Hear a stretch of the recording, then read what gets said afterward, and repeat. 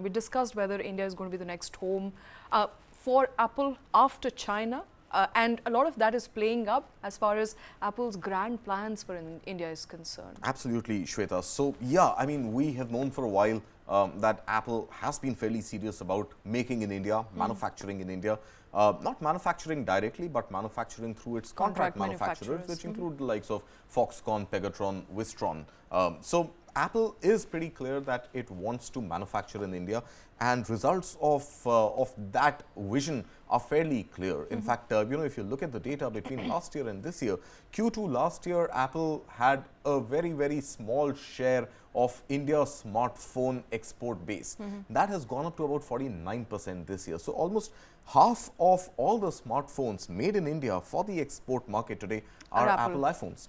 Now, what is Apple really doing now? Apple wants to not just double down, triple down, but have a penta down, 5x sort of, bet on India, where it's saying now that its output from India could go up as much as 5-fold in the next 4 to 5 years. Now, what would this entail? This would entail about $80 billion worth of iPhones or Apple products made in India, some for the Indian market, some for the export market. Now, what is $80 billion worth? $80 billion is worth 3.3 lakh crore rupees.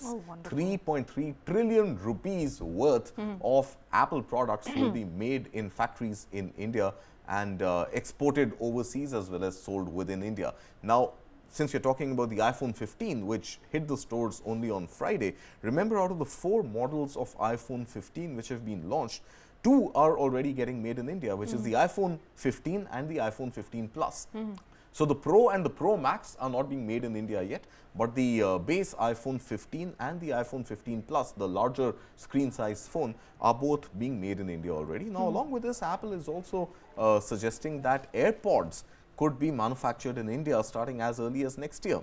But there doesn't seem to be yet a roadmap for making the iPads or the Apple laptops, the MacBooks, in India anytime soon. But I think even the iPhone and AirPods production going 5 times up, creating that sort of manufacturing base in India, employing the kind of people it would require to have 5 times more production, is great news on on 2 fronts. Number one, this whole shift from China, where China is no longer the obvious choice to be the factory of the world, and that choice now being India.